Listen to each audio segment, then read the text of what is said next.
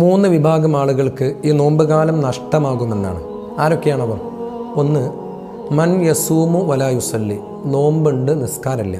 അത്തരം ആളുകൾക്ക് ഈ നോമ്പുകാലം നഷ്ടമാകുമെന്നാണ്. അവ്വലുമാ യുഹാസബു ഇൻദല്ലാഹി അസ്വലാഹ്, അള്ളാഹുവിങ്കിൽ ആദ്യം വിചാരണ ചെയ്യപ്പെടുന്ന കർമ്മം നിസ്കാരമാണ്.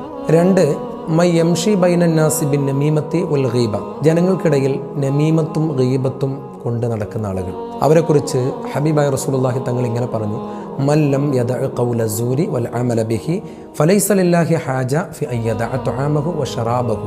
അതായത് അസത്യ വർത്തമാനങ്ങളും അതേ ചൊല്ലിയുള്ള പ്രവർത്തനങ്ങളിൽ നിന്നും വിട്ടുനിൽക്കാത്തവർ, അന്നപാനീയങ്ങൾ വർജിച്ചതുകൊണ്ട് നോമ്പാവുന്നില്ല എന്നാണ്. മൂന്ന്, ആഖുൽ വാലിദൈനി, മാതാപിതാക്കളോട് പിണങ്ങിക്കഴിയുന്ന ആളുകൾ.